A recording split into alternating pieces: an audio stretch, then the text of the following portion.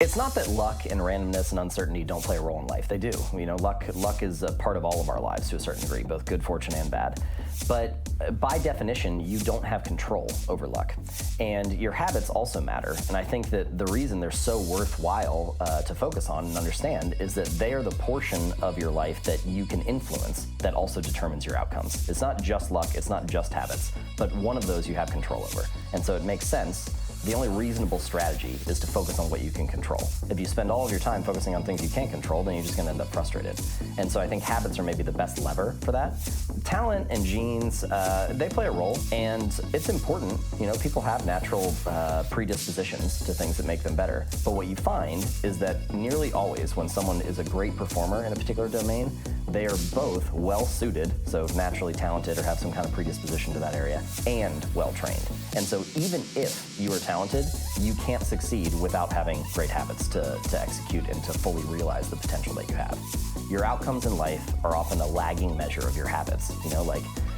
A lot of the time people talk about, I want to have more money, or I want to lose weight, or I want some kind of result. But the truth is, your bank account is a lagging measure of your financial habits. Your weight is a lagging measure of your eating habits. Your knowledge is a lagging measure of your learning and reading habits.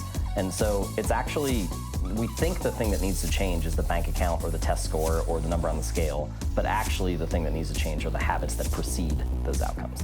Every action you take is kind of like a vote for the type of person you want to become. And if you can master the right actions, if you can master the right habits, then you can start to cast votes for this new identity, this desired person that you want to be.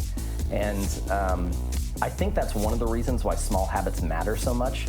They don't necessarily transform your life overnight, right away. Like doing one push-up does not transform your body, but it does cast a vote for being the type of person who doesn't miss workouts. Or meditating for 1 minute might not give you an immediate sense of calm in your life, but it does cast a vote for being a meditator. The real goal is not to run a marathon. The goal is to become a runner. The goal is not to write a book. The goal is to become a writer. Because once you've adopted that identity, you're really not even pursuing behavior change anymore. You're just kind of acting in alignment with the type of person you already see yourself to be.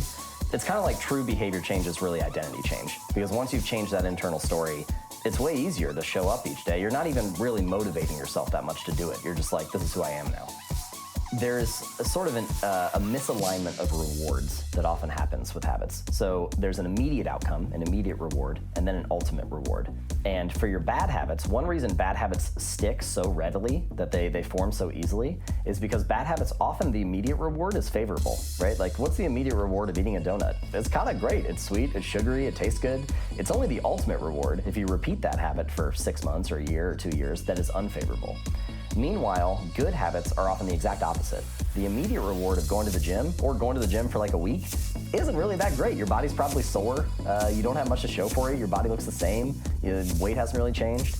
But if you stick to that for 6 months or a year or 2 years, then the ultimate reward is favorable. And so a lot of the balance, or a lot of the challenge of building good habits and breaking bad ones is figuring out how to pull the long-term costs of your bad habits into the present moment, so you feel a little bit of that pain right now and have a reason to avoid it, and pull the long-term rewards of your good habits into the present moment so it feels good and you have a reason to kind of make it through that like valley of death in the beginning and stick with it while you're waiting for those delayed rewards to accumulate.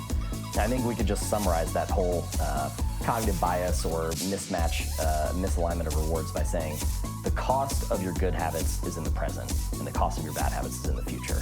And the fact that we prioritize the present over the future ends up making a lot of habit change difficult for that reason.